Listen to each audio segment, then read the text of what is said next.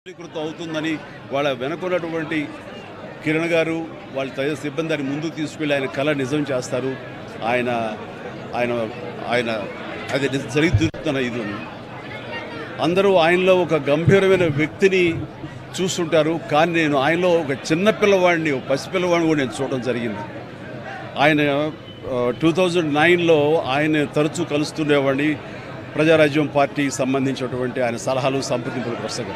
ఆ సమయంలో భోజనం అయిన తర్వాత నేను ఆయన ఒక పెన్ను, ఒక కార్టియర్ పెన్ను నేను ఆయనకి గిఫ్ట్గా ఇవ్వడం జరిగింది. ఎందుకంటే ఆయన పెన్నులు కలెక్ట్ చేస్తారు, ఆయన హాబీగా ఉంది అని తెలిసినప్పుడు ఆయనకు ఆ పెన్ను ఇచ్చినప్పుడు సుతారంగా వద్దు అంటారేమో అనుకున్నాను. కానీ చాలా ఆప్యాయంగా తీసుకుంటూ చిన్నపిల్లవాళ్ళగా ఆ పెన్ను చూసుకుంటూ, ఒక చిన్నపిల్లవాడికి టాయ్ ఇస్తే ఎంత ఎగ్జైట్ అవుతారు అంత ఎగ్జైట్ అవుతావు, వండర్ఫుల్ పెన్, చాలా బాగుంది చిరంజీవి గారు అని, మీకు అంత ఇష్టం అంటే, అయ్యో నాకు పెన్నులు కలెక్ట్ చేయడం చాలా ఇష్టం రండి చూపిస్తానంటూ లోపలికి తీసుకువెళ్ళి ఇదే హౌస్లో ఆయన బీరువా తెరిచి ఆయన కలెక్ట్ చేసినటువంటి మంచి మంచి గొప్ప పెన్స్ అని చూపించి, ఇన్ని పెన్స్ ఏం చేసుకుంటారండి అంటే, అయ్యో వీడు చాలా ఇష్టం అండి, నా మనసుకు ఏదైనా ఆలోచన తోచినప్పుడు ఒక్కొక్కసారి ఒక్కొక్క పెన్తో డైరీలో రాసుకుంటానన్నట్టు ఆయన రకరకాల ఇంకులతోటి, ఎరుపు, నలుపు, ఆకుపచ్చ, బ్లూ, ఎరుపు ఇలాంటి రంగులతోటి ఆయన కప్లెట్స్ లాగా ఆయన ఆలోచనల్ని అక్షర రూపంలో ఆ డైరీలో రాసుకోవడం చూసిన తర్వాత ఆయన నిరంతరం ఈ సొసైటీకి ఏం చేయాలి, నెక్స్ట్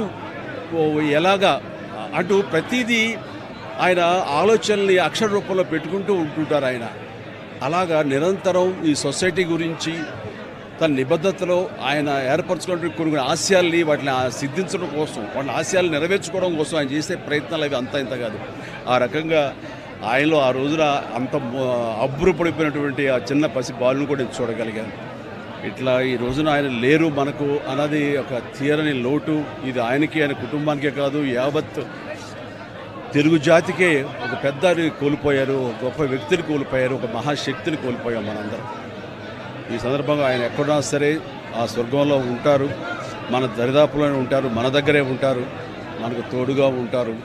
ఆయన ఆత్మకు శాంతి చేకూరాలని వాళ్ళ కుటుంబ సభ్యులకి, వారి సిబ్బందికి, వాళ్ళ అనుయాయులకి, ప్రతి ఒక్కరికి నా యొక్క ప్రగాఢ సానుభూతిని తెలియజేస్తున్నాను.